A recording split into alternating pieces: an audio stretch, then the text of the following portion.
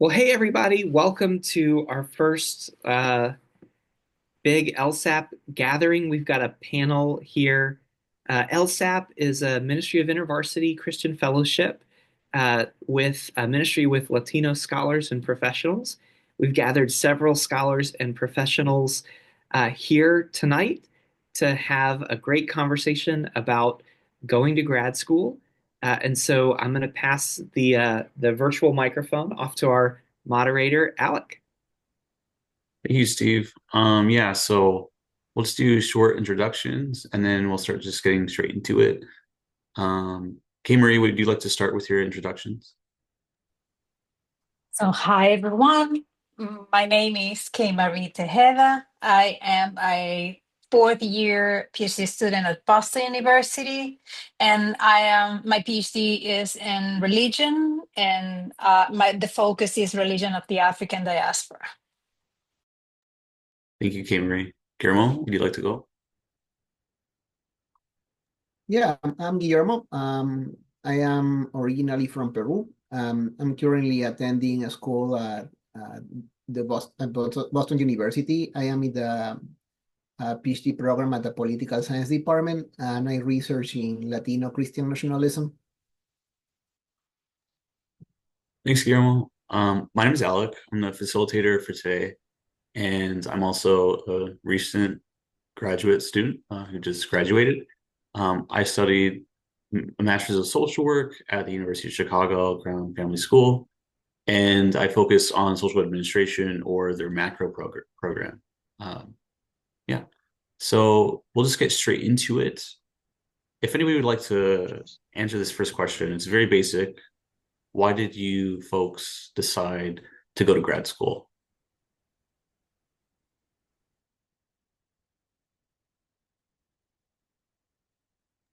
Guillermo, you can go first. Okay, it's like I was waiting for you to let us know who goes first. Go. So, well, in my case, I want to be a scholar, so I want to be a professor. Um, and I am specifically looking at an R1 university because I would like not only to teach but also carry out research, and hopefully that is in a place that I can engage more with Latino communities. I am a Latino evangelical myself, and that is the community in which I would be probably carrying out my research. Yeah, and so what's one of your like ultimate dreams that you want to do with your research? Hmm. I mean, practically wise, I hope that my research get me into a tenure position. That is Yeah. probably like my main like practical goal. Yeah. But on the other side is like more on a more personal side is more also about advocating about like the Latino evangelical community. I Hmm. think that a lot of the research that is like mostly showcasing media is very based on like a white evangelicalism and the Hmm. connections of voting for Trump and that, and also being right wing in a way. And I think that people has conflated white evangelicalism with evangelicalism at large, and I think that is a wrong conflation. So I would Hmm. like to like explain how like Latino evangelicalism might be similar in like the most basic like theological beliefs, but besides Yeah. that, socially speaking, politically speaking, it's a very different movement. Yeah. Great, thank you. And Kay Marie, would you like to share about why you chose to go to grad school? So, um, I chose to go to grad school because I like studying, first of all, but also like I think the program found me because first started in early Christianity because I wanted to know more about the Bible and about like Hmm. the Jesus's time. But eventually, I found more rewarding and more meaning in things that are more cultural. Not because not because I don't I still believe what I used to believe. It's just Hmm. like I thought like there was too many scholars in the early Christianity route. Yeah. And the Dominican, like I was born in the Dominican Republic, and in the Dominican diaspora and also like the African diaspora, there's not that much study in it. Hmm. So I honestly, like in the beginning, I was not thinking about it, but eventually when I was doing the MDiv, I started kind of branching and seeing more things and learning about other stuff. I met great professors who saw some Hmm. kind of potential in me that I saw as a possibility to pursue a PhD. But in the beginning, I didn't even know I was Hmm. capable and able to do it because I'm first generation. I don't have anybody, So because of the support of a lot of professors, I'm here today. Hmm. Yeah, yeah, that makes sense. But And, also, I want to teach in the future yeah. and be there for Latinos, and representation matters. Hmm. And would you say that's part of what you dream to do, to just be more of a representation, or Hmm. to open up the field essentially? Hmm. Hmm. So, can you rephrase the question? Yeah, so is that part of your dream of what you want to do after you finish your PhD, after you finish graduate school? Yes, like I mean, one of the reasons also I thought about it is like when I started grad school, it was very hard for me to find people with my convictions and beliefs within academia. So yes, like one of my dreams is like to bring God's love and like that openness and opportunity to learn in Mm-hmm. a safe space without imposing my own belief, but like being there. Because Mm-hmm. like I was grateful that through my journey, I found a lot of people who were able to guide me through in the moments where my faith might have been struggling because of all the knowledge I was acquiring. I found Mm-hmm. people like that guided me through. So I kind of want to be there because also it was hard to find those people. I could find it, but it was hard because there's Yeah. not that many of people who, when they encounter knowledge, they keep faithful to their beliefs and values. They Mm-hmm. just quit or stray from them. Mm, yeah, that makes a lot of sense. And Sandra, I saw you join the call. If you're able, would you like to share a little bit about yourself, your intro and things like that? Yeah, sorry I was late. I am Xandra. I am now a fifth year chemistry PhD student. Going strong, probably going to be seventh year, but we'll see what happens. God willing, not. And what can I say? Mexican American. My parents were both born in Mexico. Um, Moved here when they were young, met each other, and then had me. Um, why did I do grad school? I guess for me, you go to school to like be a doctor, to like, because that's what like your parents want for you, like, go there, be a doctor, makes money, keep us Mm-hmm. alive when we're old, kind of thing. So I went to college kind of with the idea that like, oh, maybe I will be a doctor. But then realizing that I really liked chemistry. I liked the challenge, and I was like, I'm just gonna stick through this because I don't know what's out there, but I know what I like. And so I kind of just kept doing chemistry, and then toward the end of my like undergrad at UC Santa Barbara, I realized, oh, I actually, and I did a focus in organic chemistry, so it's a lot of synthesis, but I Mm-hmm. realized I don't like organic chemistry. I don't want to do this for a living.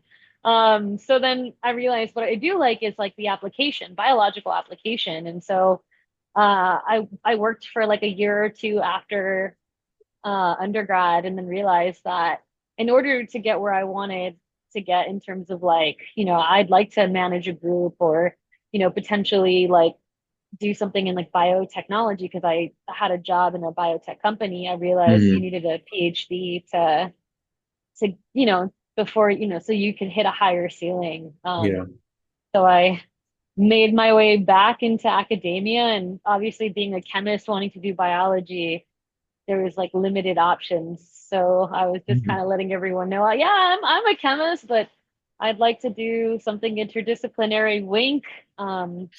And then once I finally got into a lab, I was like, please, I never want to do chemistry. Can I just do biology? And they were like, sure. So that's kind of how I got to where I am. And obviously, I could not have gotten through it without uh, family, the love of God and the love of his community. I think every Hmm. time, everywhere that I was, I was actively looking for community just because, doing these kinds of things alone, it's so difficult. And, on top of it already being challenging, like not having like a group of people behind you where you're just kind of like, wow, this is really hard. And everybody else looking like they're having an easy time, and you're just like, is it me? But then you're in a group of people and you realize, oh no, we're all feeling this way. We're all just acting more functional than we are.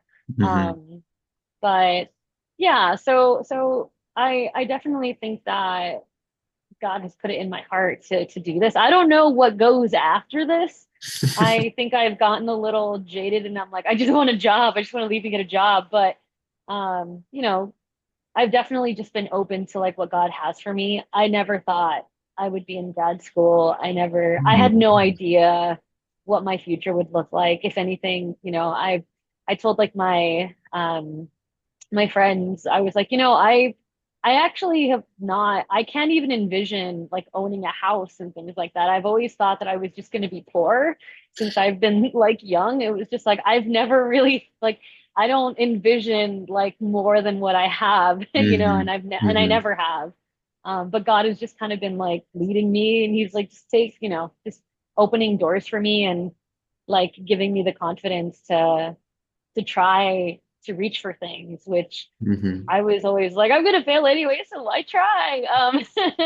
But God has just been like, try anyway, and I'm like, okay, and so yeah, so this kind of just been my path, just kind of like wandering what I think is aimlessly, but grateful that God has kind of just been leading me in directions, and I'm trying to stay faithful and not be too jaded by the process. Yeah. Um, Yeah. yeah. So sorry if that was a bit of a rant. No, no, no, it's fine. It's good.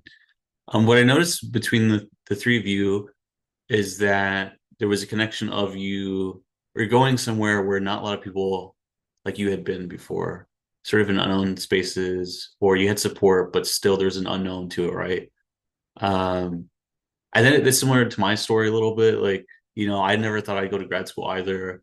I'm half of my dad's Mexican American, my mom's white, I'm Mexican American, right? And no one really in my family has gone to grad school. I have like 80 cousins, first cousins, and only two or three of us have gone to grad school, maybe four.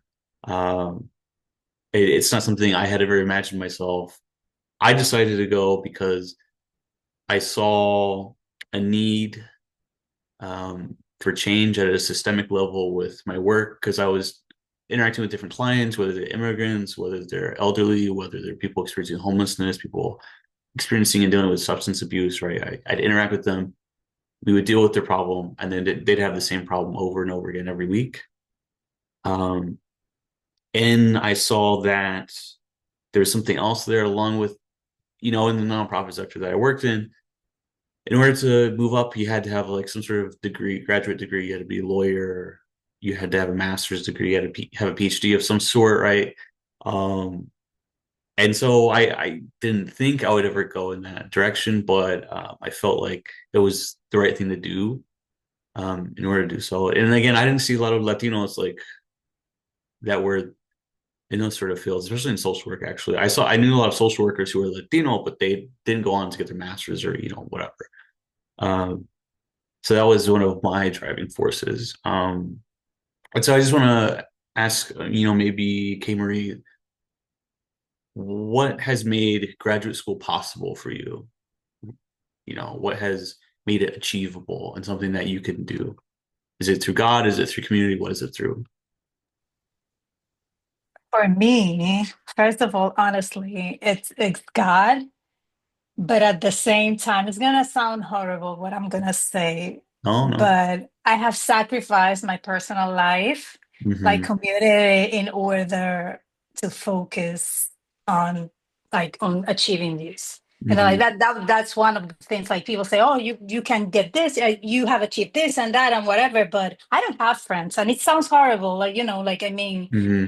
but like sometimes you have people in your life that are not going in the same route that you're Yeah. going, Yeah. and it's difficult to maintain, like, to achieve what you want to achieve. Like, you know, that's one thing. Another thing is like I am a I have perseverance.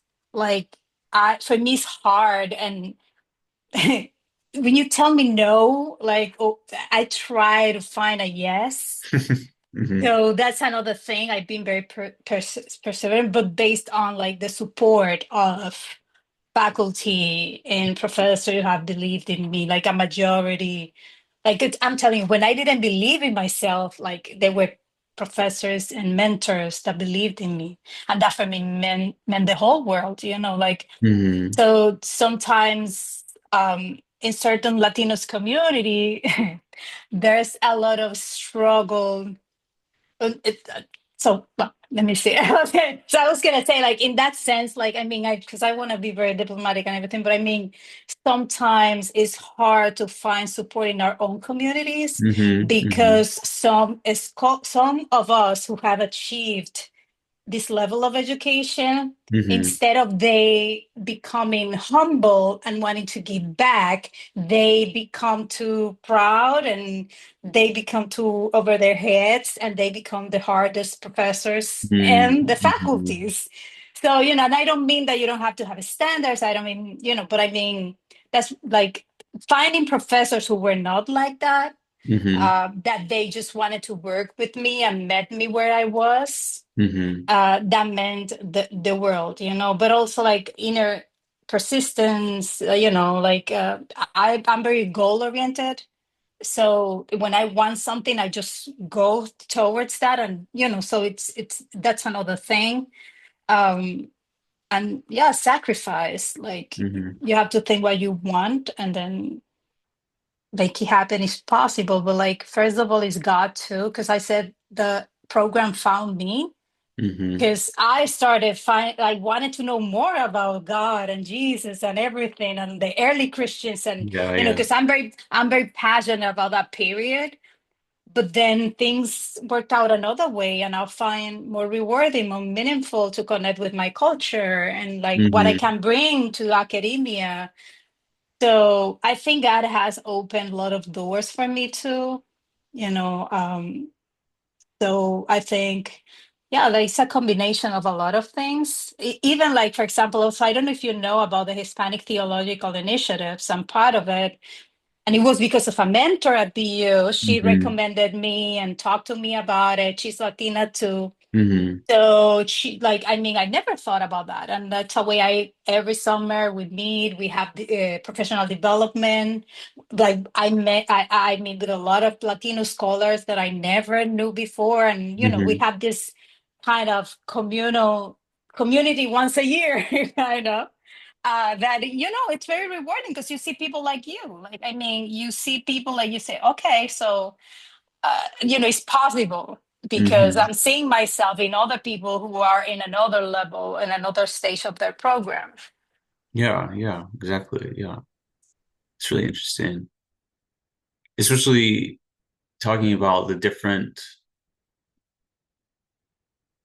maybe not the people were sort of gatekeeping what you could do and where you could go, right? And getting, just causing more hurdles or creating more hurdles for you. Yeah, I experienced that too. Hmm. And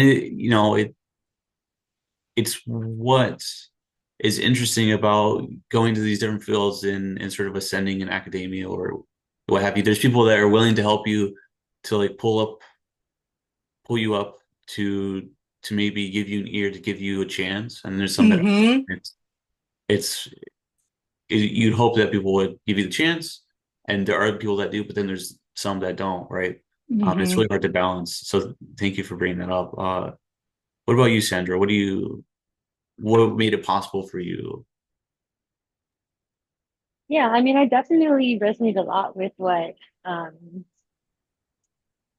Marie, yeah, had to say. Um, although I'm kind of the opposite. So I actually like I'm a very relationally based person, so I need people in order to find value in non-people related things. And so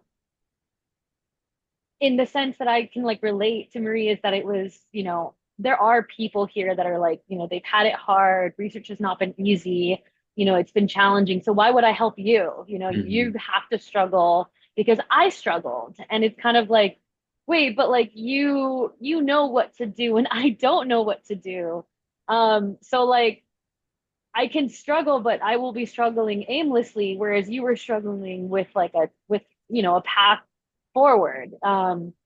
But I would say that I actually have, there's a grad student. I would say she's only a year ahead of me. And she is the reason why I'm still in grad school. She was just, Hmm. she's, she was able to kind of persevere like Marie did, where it was like, she realized what she needed to do. She pushed through. She didn't have mentorship, but she found a way. And I'm just not that way. For me, I'm like, I guess we'll just drown here for a while. And Hmm. she kind of was like, the blind leading the less blind is kind of how it went with us. She kind of was like, she would process things with me like, oh, like, what are you doing right now? Does that make sense for what you're trying to achieve? Maybe you should consider this. And so it was kind of like almost her guiding questions that gave me direction and kind of allowed me to deal with kind of the environment that I walked into. It was Hmm. definitely like a boys club. And Hmm. um, you Yeah. know, it's not every Latino, but like or Latina, but we got big personalities and people don't always like that. And so it's like they prefer the quieter, like submissive, like, oh, okay, whatever you say. Whereas, if you yell at me, I'm like, what do you like? Excuse me, like, we're going to talk about this. Like, I will not be treated this way. And it's kind of like, how dare you, and I'm just, Yeah, yeah. it's like you push toward me, I push back. Like, and, Yeah. I'm feisty that way. And then I realize I'm like, oh, okay, that's not how it works in academia. You don't just kind of claim respect, but I would definitely say that it was, then realizing that there were other females that joined, around the same time as I did. And, eventually we kind of found each other and we kind of created like a network of like support and help. And Hmm. so for me, it was definitely more like when I finally found myself in the network of the women in my lab, that's kind of when I started to kind of like get motivated and find a way through. And it's nice because now, there are a few grad students, under me because I'm a fifth year and, Hmm. you know, they they walk around a little like, what do I do? And it's just nice to be able to be like, I know what you do. Like, I will help you, like, Yeah, because yeah. I wasn't helped, so I want to help you. So it's kind of that's kind of my motivator. It's relational, which is kind of unfortunate in the sciences because relationships are they're weird things in academia. They're very like quid pro quo. They're very like if you look like me, you're more likely to Hmm. get, a helping hand. If you have a personality I like, then you're more likely to Hmm. get benefits. And it's hard to be merit based when you're walking in and you don't know anything. Yeah. Um, so, but people have made it harder, but people have also made it Hmm. easier. Yeah. Yeah. Thank you for sharing that, especially about how as somebody who really emphasizes relationships, how it values them, how it can happen, how it can be the thing that drives you, that keeps you going. That's really important. Guillermo, what about you? What made it possible for you? Now, say again? What made grad school possible for you? Oh, well, I guess like three things probably. One was that my mom always thought that I should go to grad school, Mhm. even though like we didn't have that. Well, I don't know like how we made it out like how my life, but Yeah, yeah. uh, but yeah, but since I remember I was 6 years old and probably and she was already talking about doing a PhD, which was like Mm-hmm. even though my grandparents were sharecroppers before land reform in Peru, so it's like it's not No. that. that they had like that much idea. My mom herself didn't have that much idea about what a PhD entailed, but Yeah. I guess that she just thought that you just need to. My mom was really into like you are gonna aim for. That was this is how she put it. You're always gonna aim for 1,000 because if you aim for 1,000, you don't make it, but maybe you get one, but that's more than zero. So just try to Mm. reach for whatever. So I would say my mom, like which I guess is like probably the experience of many Latinos, like the mom being there, like basically like they already planned your life out for you, and then they are very like determining how they're gonna drive that. Um, then the second one, I guess that I found really good advisors that I like as people, as friends, as persons. And I think that that is something really important because it's like some people just choose the school on the basis of, oh, I look it at the ranking. But then it's like, man, it's like, this is, I mean, I am at Boston University now, but I did two masters in another, like, maybe better rank school, let's say. But most of my friends do not have jobs. Yeah. And then when I ask, is like mostly because it seems to me that it is because the school or the advisors themselves were not as interested in advancing their scholarship or themselves as people. And when you are a person of color, being Latino, Black, Asian, mostly Latino, Black, I would say, like for us is kind of harder. It's Hmm. like it's even more difficult because of a lot of like what Sandra was saying, that I think that they are not. Sadly, academia is not necessarily the most diverse kind of environment. So Hmm. they are not used like to like I don't know, maybe that has happened to you, but maybe to you all, Hmm. but maybe your names are more like could be Americanized in a way, but my Hmm. name is very Latino.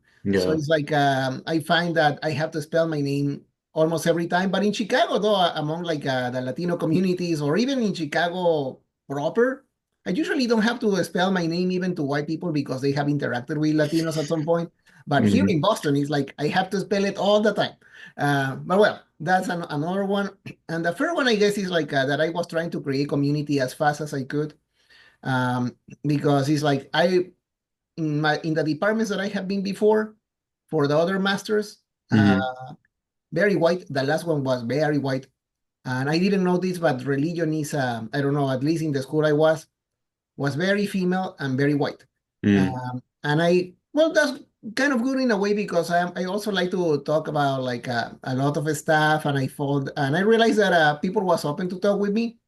So I guess like now I have a lot of friends that I wasn't usually my group of friends. Hmm. But now it's like, but then I was also wondering like, uh, how the way in which I interact with people would limit the ways in which I would get friends. Hmm. Because Sandra was saying, it's like sometimes we have big personalities. And I mean, and coming from Latin America is even more different. It's different than being Latino here because, I mean, the fact about like saying someone telling you how you doing, and then it's like, you know that that is not gonna lead into the usual 30, 40-minute conversation about truly how I'm doing, but it's just thanks. It's like, or yeah, I just went, the sun is out, that's good. Something like that. Or like the fact that in here is, I mean, probably for good reason, but there is not that much physical touch. In Latin America, very different. So that has been a process for me because it's like the first master that I did here is like, it took me a lot. I had to be super conscious. Now I am a little less conscious, but I'm still with my guard up because I mean, like I have like so many years of like if a friend of mine, female, is like saying hi, we kiss in the cheek, and I have that tattooed in my mind. So I'm like a very aware of no, this is not where you're not in Latin America anymore. So I have to remind myself that I have always to be aware about that. But and also the department that I am right now, I'm the only Latino.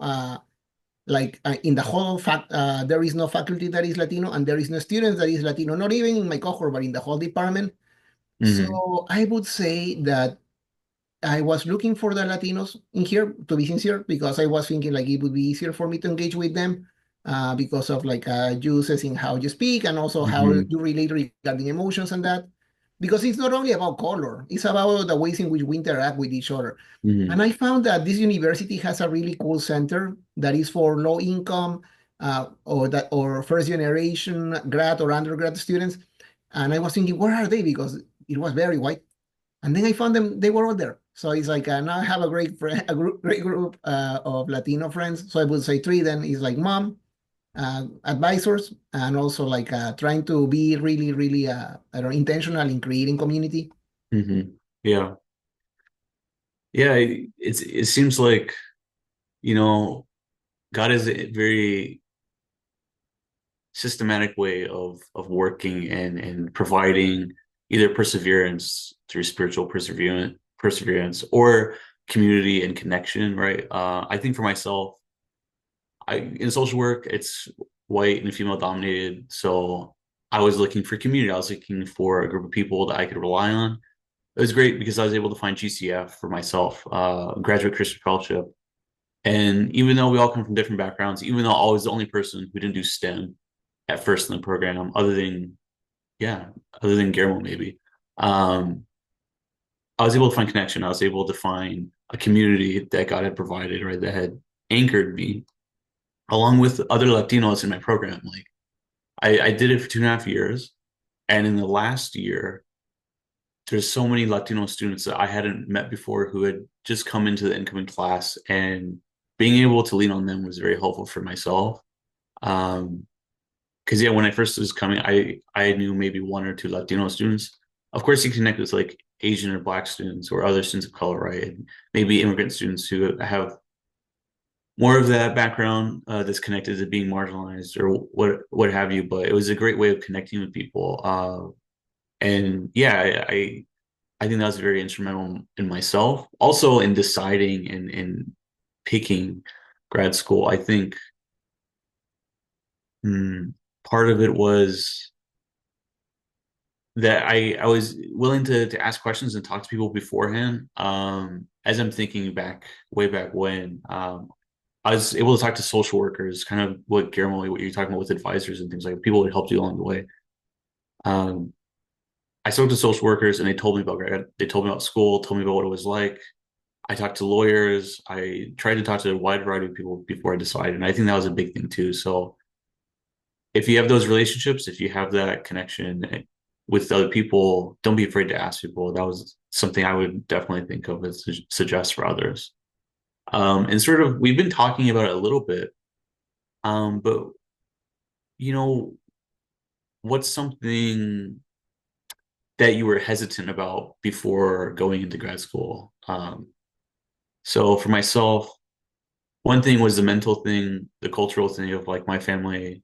Again, no one went to grad school. My parents encouraged me to go to school, but outside of that, like my extended family didn't really encourage me to do that. And not a lot of people went to school. They just didn't because of, different means, because it costs a lot of money or what have you. But they really encouraged me. But when it came to like the hesitancies, I didn't know how I was going to pay for it. I didn't know, if I would fit in. I had been working for like a few years before I went to school too. And so on ramping from work life to school life again, it can be a big adjustment, especially if you're not used to it. Because you have to do homework again, because you're not, your hours aren't set like a typical 9 to 5 job or what have you. You have to work weekends, you have to work at nights, you have to do night classes. I had to do night classes. And what else? I think also I'm someone that said to move for school, like for undergrad. I'm from California. I moved to Northern Arizona University in Flagstaff, Arizona. It was very, very far. I hadn't left school, I haven't left home before. And then for graduate school, I was in California and I went to Chicago. Very big difference. I had not really ever lived outside of the West Coast. Um, I only knew a few people in Chicago. So for myself, that was a really big hesitancy of like, am I willing to do this? Am I willing to take a step out and take a risk? Especially when I don't know people, especially when, for graduate school, you're supposed to pick somewhere where you might stay at, where you might cultivate relationships. That's something to consider too. And I don't know if I'd end up staying here. I really didn't. So would anyone else like to talk about how they addressed the different hesitancies that they had for grad school? So, in my case, Hmm. one of the ones I didn't was as fortunately as most of you, like that your family encouraged you to pursue Hmm. graduate school. For me, like from my relatives, like what I heard is when are you gonna marry? When you're gonna have Yeah, yeah, kids? When you're gonna think about yourself? But for me, yeah, this is thinking about myself because I'm thinking about my future. I'm thinking about, yeah. like I mean, do good things for me and for others as the same. So like that constant recording kind of in my head, like, oh, like and then there was a time like I was like, should I, like, even when I started the PhD program, because that was the thing that I was listening all the time. Like, I mean, should I continue? Should I just quit? Hmm. That was one of the things. Money too. I mean, Yeah. think as you were saying, like I'm thinking coming like I mean coming from the workplace to do a PhD program where you barely make money to survive.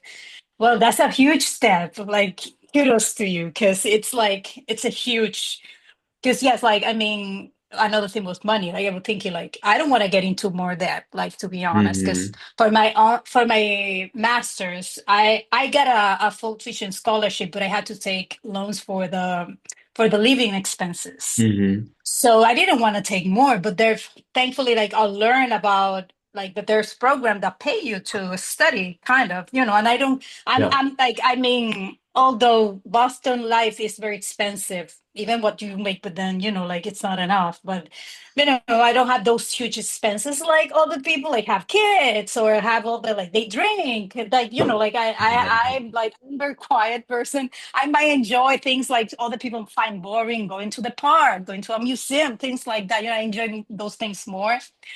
So yeah, so I'm thinking like that was one money, like because also like the pressure of like, okay, I came to this country, then, in the Dominican Republic, I was not rich, but I was not like poor poor, because like poverty in Latin America, it's not like here, like Yeah. it's poverty. I was not that. But then, when you come here, like also your family's expectation is like you start making money as well.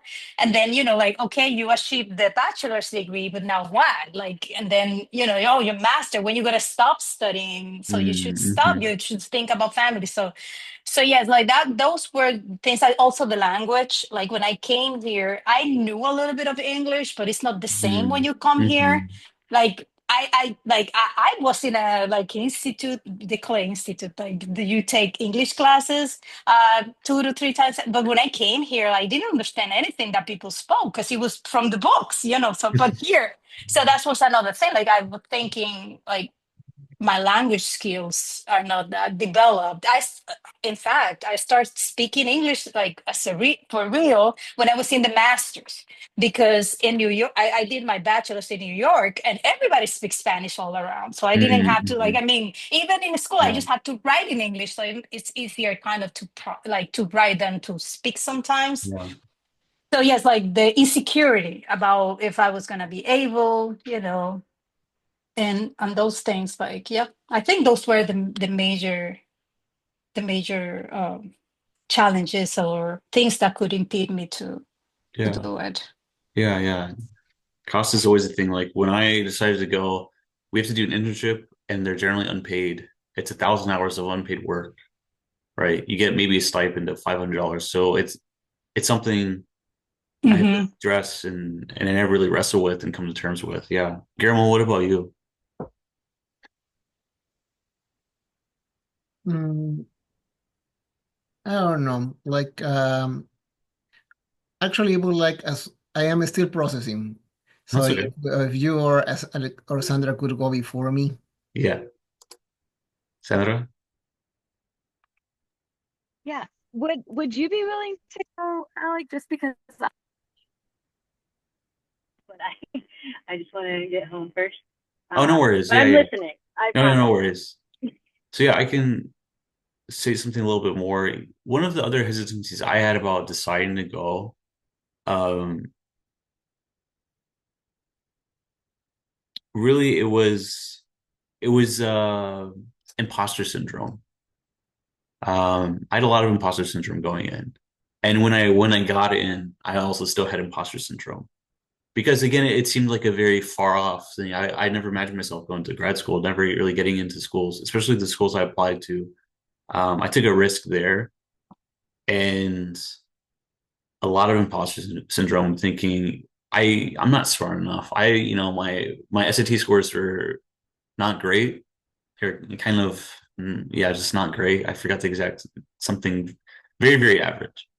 And so like master's school or doctorate or PhD, whatever, there's expectations that you need to be this brilliant person, you need to be an amazing test taker, you need to get straight A's, you need to do all these things. Um, but honestly, it was unfounded. There's no reason for me to think that way. Um, there's no reason for most of us to think that way, right? But we do, and we tell ourselves when we hear from other people, "Oh, you can't do this, or you can't do that," or you're Latino, you won't be accepted, or why are you wasting your time going to school? You should just get a job. Why you should just have kids? You should just get married. All these things, making you think that you don't deserve to be in that place. But you know, Latinos, we deserve to be in other spaces. We deserve the same things as other people.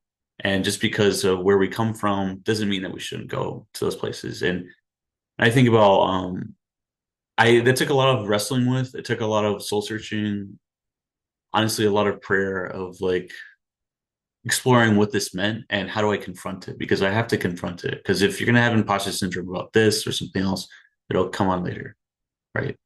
So that was something I thought of, and I really had to push through it. I didn't completely get past the imposter syndrome, right? I still had it when it came in, but I had to push past it and just pray and pray that something beautiful would come out of this, and something did. I think one thing I'm proud of that I went to graduate school just because I feel like it it's a way of God reminding me you're at the right place with the right people.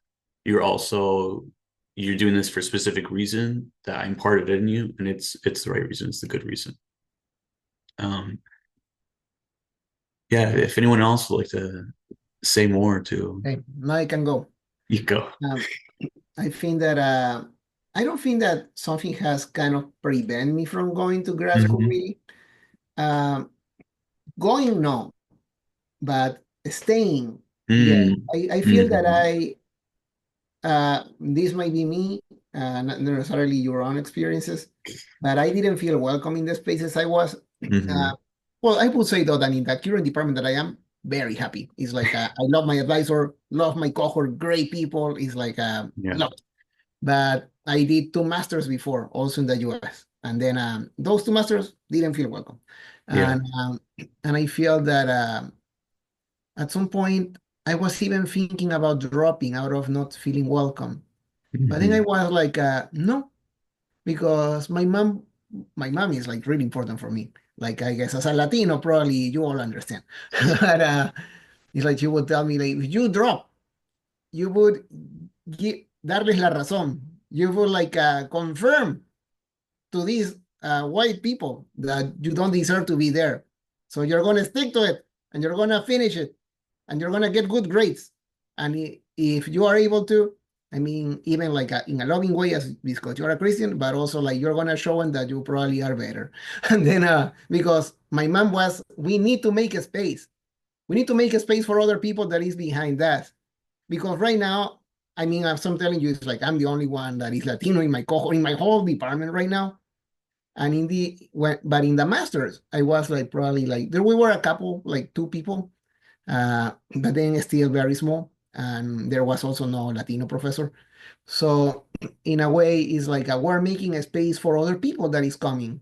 So we rather make the biggest space possible so that because it's not only about like jazz, and I think that that is also a driver for me that I hope that I can also support other people when I become a professor, hopefully that I can support other Latinos navigating that because I mean, for most of us, probably first generation doing this.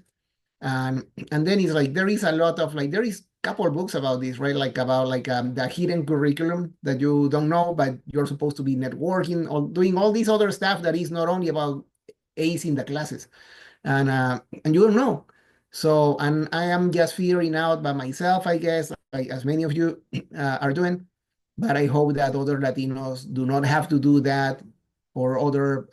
I'm mostly probably concerned about like situation of Latinos and Black people, but in our case, for this case, is Latinos, is like how like we probably won't have, we will probably be the first ones doing it. And hopefully other people will be aware that we are not there just as students, but also we are just the first ones in doing it.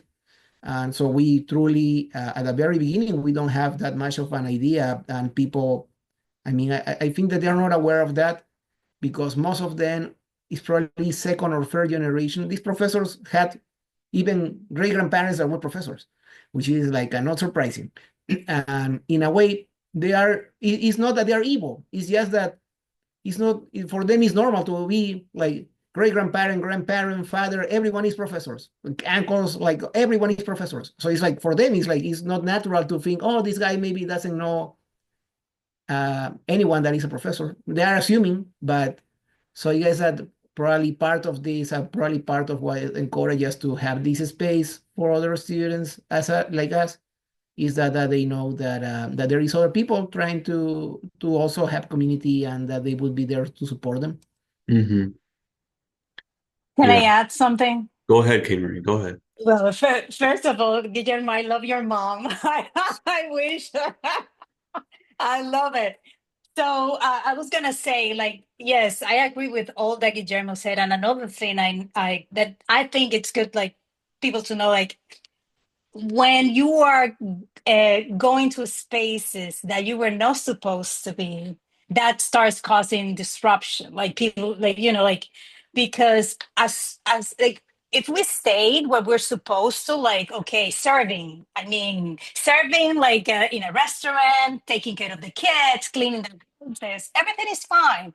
The problem in these spaces is because they were not designed for us. So when we start climbing like the ladder and making these spaces, like there's a lot of situations that can come Mm-hmm. for that, And like, for example, like for people like Guillermo and I that we speak with the thick accent, it's Hmm. even more difficult because people think we are not educated. People think Hmm. that we don't know what we're talking about. People don't, sometimes they assume without even knowing us 100%, just because the way we speak, they just start making assumptions and, Hmm. and act based on what they perceive. So, it is a challenge, but we Hmm. have to keep truth or like keep truth or remain faithful to what we want, what we believe, and the things we want to achieve. And just trust God and trust the journey, because not everything will make sense. Like in the Hmm. moment, you might not understand, and like all of us, even though we are doing PhD, like we are in the different journey. We have similar experiences, but each of us has like a different purpose and a different, like a different divine task. For like there are commonalities within it, but all of us like we will do things depending on what God wants to do. And if we have this opportunity, I always think it's for what Guillermo said, like to open doors to the people who come in after us. Hmm. Yeah, thank you for saying that, Kate Marie. I think it's important to talk about that idea of that the space isn't meant for us. And when we go into space, we rock the boat, but that's fine. That's good. It needs to be changed. It needs to be rocked. That's okay. And I believe that's why God, has inspired each of us to go into spaces to pave the way forward and to rock the boat, to change things for the better, honestly. Sandra, would you like to add anything? Yeah, I mean, like all of your, it's kind of like Kimir was saying, we've all lived very like different experiences, but there's a lot of overlap. So it's like the things you guys are saying is like they're speaking into my soul. I'm like, oh man, like yeah, right, I'm right there with you. One thing that I will say that's like not that I can't relate to, that I just Hmm. wanted to like make a, respond to is just that I can't imagine how difficult it must be to learn at a higher level in a language Hmm. that is not your primary language. Hmm. I went to a presentation with like the Latinos, like, Latino grad students, and they were giving their science presentation in Spanish. And I was like, oh man, I am not following well. Like this is hard, Hmm. and just like things like antibody is like anticuerpo. And I'm like, that makes sense. But like this is the first time I'm hearing it, and that's crazy. And so just, and I would say that I'm pretty, like, I'm not fluent, but I can definitely understand quite a bit of Spanish. So just thinking about someone coming with like no little to no real um just having that language barrier. Like I'm impressed that you've gotten as far as you have, K Marie, because the idea of having to not only learn the language but then advance, even people whose primary language is English won't do it, and so, I just like kudos to you. And then, Guillermo, what you're saying is so like inspirational. I think that I've gotten to a point where, when you forget, you're just kind of, I'm just getting through it. I'm just trying my best. Like, I'm Mhm. not the worst, but like I'm not the best, but I'm not the worst. And I'm okay with that. Like, I'm okay with the scraps that are being thrown my way, and not thinking about the fact that like we are creating the space. And it's an odd thought because when you hear it enough, it almost becomes like sound. Like, I can even imagine like, non-Latinos being like, oh yeah, here we go. Like, it's like, yeah, you're creating, and it's like, but it's true. Like, Mhm. you're not seeing a lot of people that like look like us, that have our experiences. And it's almost just like you want to kind of blend in as much as you can so that you can advance as much as you can, but you realize, kind of like you were saying, Alec, like it's just there's not there, like the space was not made for you, and you don't know why you don't feel like you fit in, and you're just like, maybe I'm just like not as good as I should be, maybe I should just be focusing on the work. But it's like, but no, like who I am has to be brought into this place, and it's like Mhm. he walks into it without a bias. We all walk in with our own experiences and we're Mhm. shaping it. It's just some contributions don't feel as out of place as other contributions. Mhm. And in terms of what you were saying, Alec, I had totally the imposter syndrome, like right there with you. Like Mhm. I definitely don't feel like deserving. And, when I was applying to grad school, I only got into Northwestern. And I know that saying like only got into Northwestern, like that sounds terrible, but like, I applied to like safety schools that are not as good. And they were like, we don't want you. And I'm like, come on, And so for me, it was just like, wow, like I got into grad school by the skin of my teeth, like I'm just barely here. I'm barely making it through.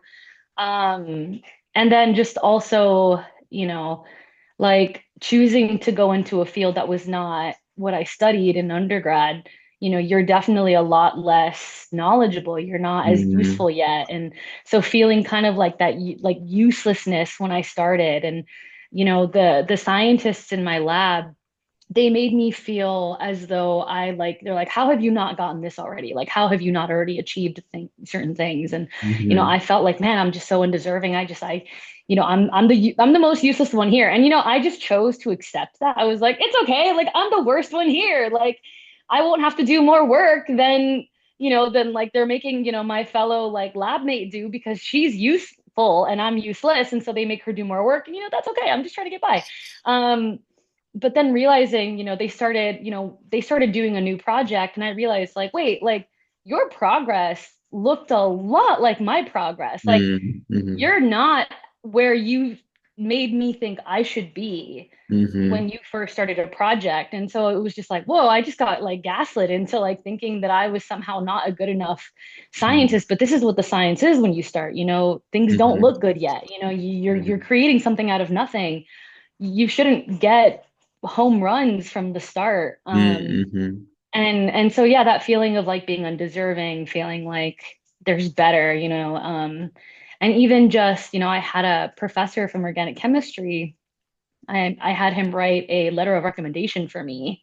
And I remember going to visit him afterward just to tell him, these are the schools I'm applying to. And we had like an odd conversation. Like that's the best way that I can describe it. But he was kind of Mhm. like, being Latina is kind of is what's going to get you through the door, but like your work is what's going to have to, like shine in order for you to make it through. And I was just like, that was such an odd thing to say, that like me being Alexandra Barajas is the reason why anyone would accept me.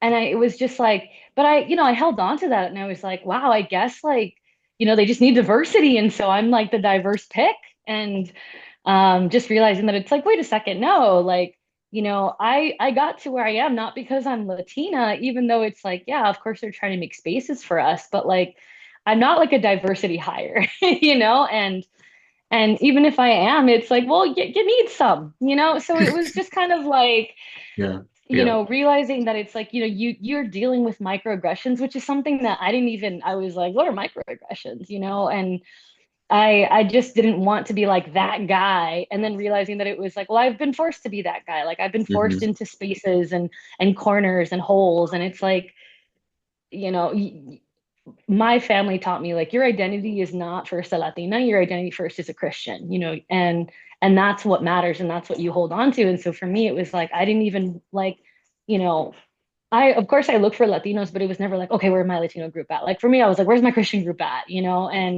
And then just realizing that like no matter like wherever I go, you're gonna be forced into certain holes, certain Hmm. positions where it's like, well, you're like a Latino woman, so we're just gonna shove you in here, and you're just like, oh, okay, I think you just want to be part of something, and then realizing later, when it's like it's almost like a child that grows up, you're just like, wait a second, like this was not okay. The Hmm. way that you treated me was unacceptable, but I didn't know it because, you know, Hmm.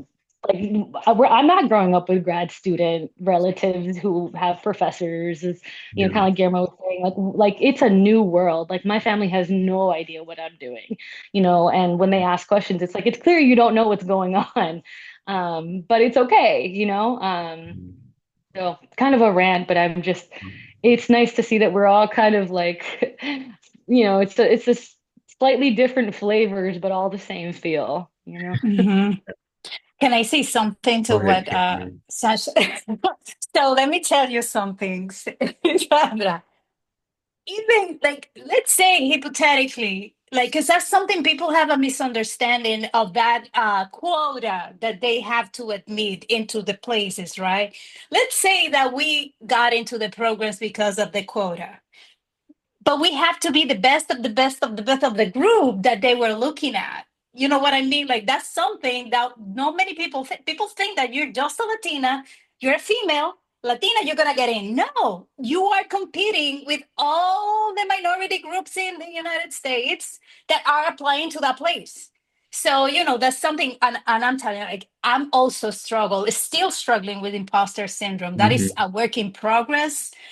There's spaces, especially when you suffer aggression or gaslighting sometimes in work environments, and you start questioning if it's you, if it is not, and if you're able or capable to do this stuff. But yes, like I mean, in the end, like I think that has been like a bad publicity of that quota thing or the DEI whatever they, because I don't know how much like how those things work. But I mean, I know is that there's a lot of applicants, and I don't think like if there's a Latina that has an A and there's a B plus or whatever, and there's a one that has a C, they're gonna take a C just because. You know what I mean? So in the end, like we deserve because like to be where we are because we have worked hard for it.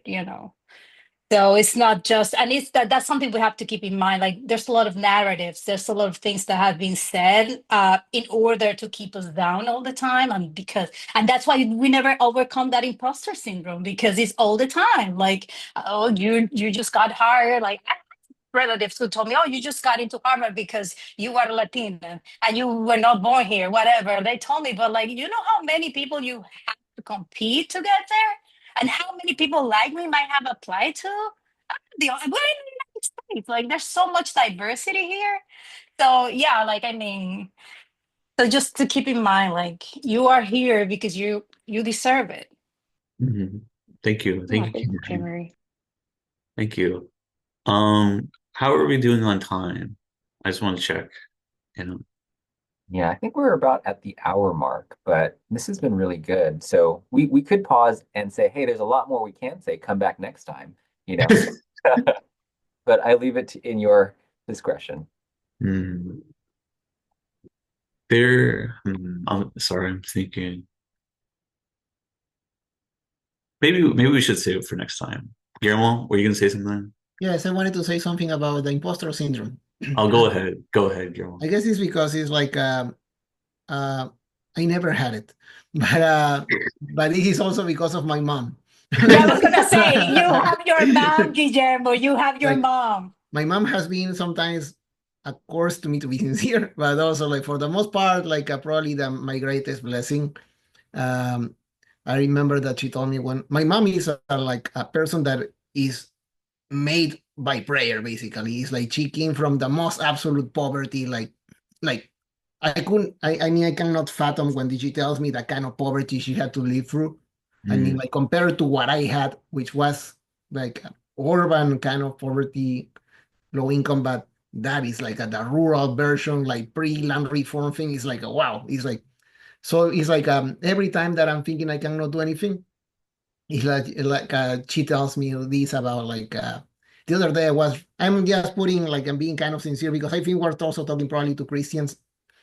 I was reneging like why God has put me in this situation because I usually like kind of I treat God as a friend. I don't know if everyone should. I do so. Sometimes I'm just ranting with God, and she just started crying.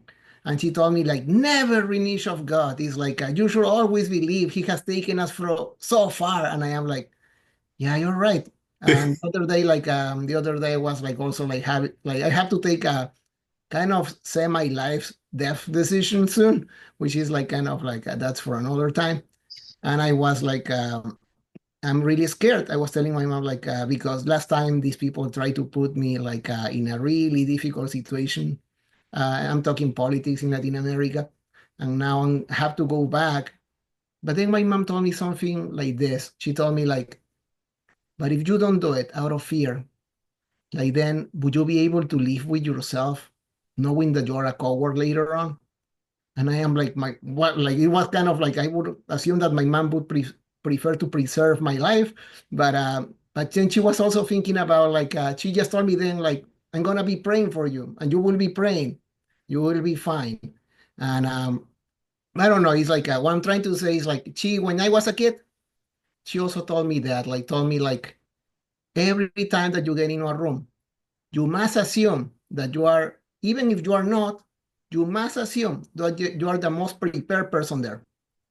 But then the common like I always question it like, Mom, what happens if I am not? If it is obvious that I am not?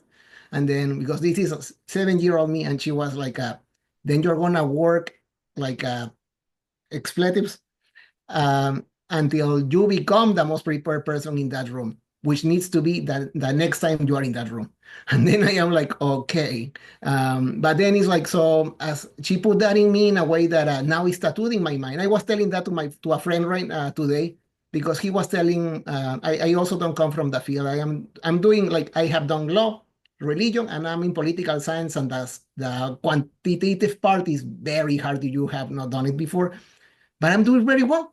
And he told me, like, how are you doing? Because I feel that I am lost and I come from this. And I am like, but I told him, like, and he told me, you're a natural and I am not. And he said, like, never say that. You can do it. And he is like, why? I mean, because you must believe that you are the best in that room. And he is like, but why? Because if not, it's like, can you believe? If you don't believing is the first part. It's the first, and I am not only saying that about academia, but I'm saying also about God. Like believing is the first part that He's on your side. Well, when you're doing good stuff, but when you're doing evil stuff, probably He's not on your side. But when you're doing good things, just the stuff like the work of God, then He's with you. So that's the first part to move forward. And I think that is also like if you think of academia and what you're doing, not only as like I'm advancing and building my CV, but also like I'm also trying to bring more people like me because I think it's fair, because I think it's just. And I think that is what God would like me to do. But also about like also among Christians ourselves, because there is also a disparity regarding like and yeah like, I know that some people like think like no it's like we shouldn't talk about that, but I also think that many people that are in academia are not necessarily believers. I'm not saying that you should have more believers because I think that is a very conservative kind of understanding of academia, but what I'm trying to say is like I think that in some fields a lot is lost when you don't for in my field I am in political science, and it was I only applied to this school because it's the only school in which I can do what I can do, what I want to do, which is religion and politics in the social sciences. But then there is a reason for that. because there is not that much interest in like religion, or if there is, it's not usually but people from those communities. So it's like, and then there is a research that is kind of skewed toward things that are not true in the communities. So I'm sorry, I expanded myself and I am digressing right now. But what I'm trying to say is like, I don't know, I think that a lot of it depends on like just trusting that. I mean, like that what we're doing is also part of God's work and also part of our community's work as we do the work of God. Thank you, Guillermo. It's a good way to end. Yeah, thank you, everyone. Thank you for people who are watching. May you found this a blessing as much as I have. Thank you for the panelists for speaking, and thank you for everyone who planned, Mickey, Steve, Orlando. Thank you so much, Amoy. Yeah, Mickey, is there any way you'd like to end it? Sure. Yeah. Please do be on the lookout for another panel. There's a lot more questions that we couldn't cover here.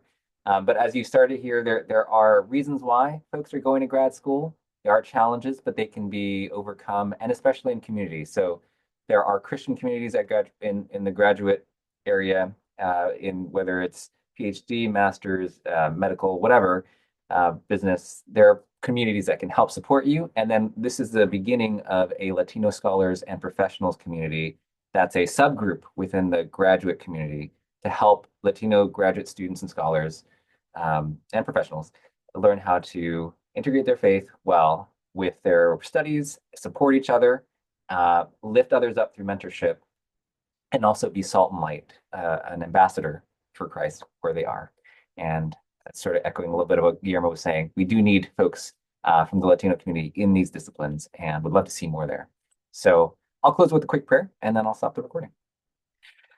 Gracious Father, thank you for this time to connect, to reflect on the opportunities that lie in graduate school and the way in which you've called these brothers and sisters into that community to be your faithful presence there. May you bless them in their work and in their studies and their relationships, draw them closer to you, to each other, and may we see more and more Latinos going into these professions, into these disciplines and academia in order to help be that sort of leavening presence that makes it better. We pray all this in Jesus' name.